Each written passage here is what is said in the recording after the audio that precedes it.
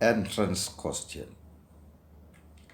Assuming the mass of Earth to be 10 times the mass of Mars and its radius to be twice the radius of Mars,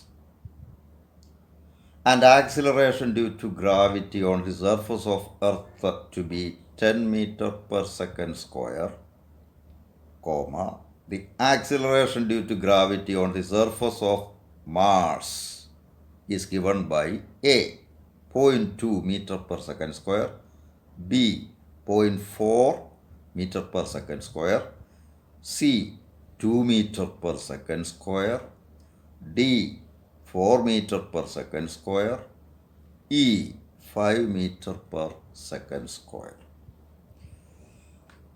ഇത് ചെയ്യുമ്പോൾ നമുക്ക് time save ചെയ്യാനുള്ള technique ഉണ്ട്. അത് പ്രത്യേകിച്ച് പറയേണ്ട കേസിൽ ഞാൻ പറയും.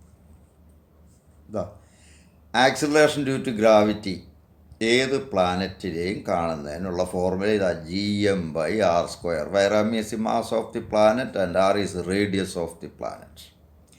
അത് എർത്തിൻ്റെ കേസിലെടുക്കുക. ഇവിടെ G ഒരു കോൺസ്റ്റൻറ്റ് ഫാക്ടറാണ്, അതപ്പോൾ എടുക്കണ്ട.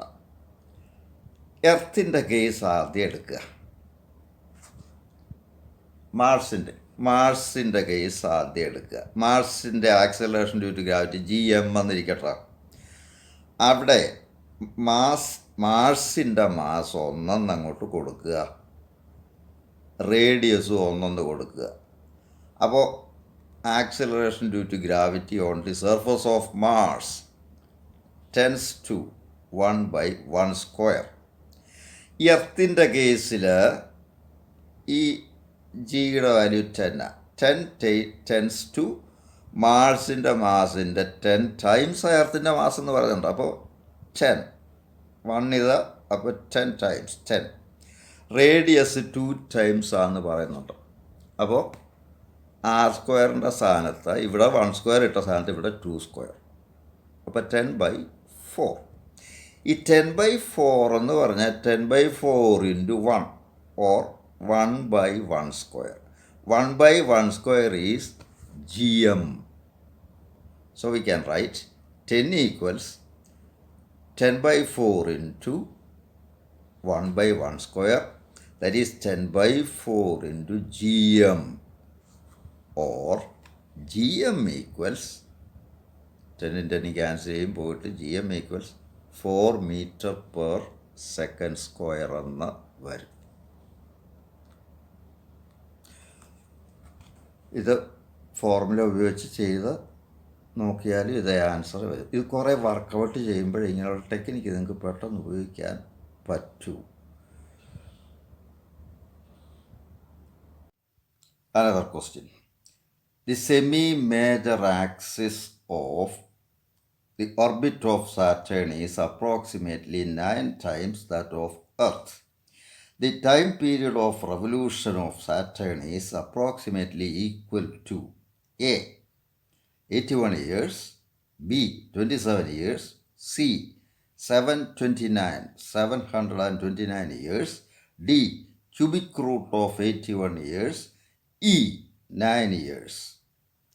ഇതാണ് ചോദ്യം. ഇവിടെ കെപ്ലേഴ്സ് തേർഡ് ലോ ആണ് ഉപയോഗിക്കേണ്ടത്. Square of the period of a planet is proportional to cube root of semi-major axis of its orbit. That is, t² is proportional to a cube. ഇതാണ് കെപ്ലേഴ്സ് തേർഡ് ലോ. ആദ്യം എർത്തിൻ്റെ case അങ്ങ് എടുക്കുക. അപ്പോൾ t² equals a constant into a cube. എർത്തിൻ്റെ T 1 ഇയറാണ്. സൂര്യന് ചുറ്റും ഒരു കറങ്ങാൻ വേണ്ടത് 1 ഇയറാണ്. അപ്പോൾ T equals 1 year 1. Constant into a cube എന്നുള്ളത് 1 അങ്ങ് എടുത്ത് വെക്കണം. അപ്പോൾ ഇങ്ങനെയുള്ള കമ്പാരിസൺ വന്നിട്ട് ഒന്നിൻ്റെ ഇത്ര ടൈംസ് ഇന്നതൊക്കെ മറ്റേ വേറെണ്ണത്തിൻ്റെ എന്നൊക്കെ പറഞ്ഞിട്ടുള്ള ചോദ്യങ്ങളിലെല്ലാം അതിൽ കുറഞ്ഞുള്ളതിൻ്റെ എല്ലാം 1 എന്ന് എടുത്തിട്ടങ്ങ് പോവാം. ഞാനിപ്പോൾ ഒരെണ്ണം മുമ്പേ ചെയ്തു, അതുപോലുള്ള ഒരെണ്ണം ഇതും.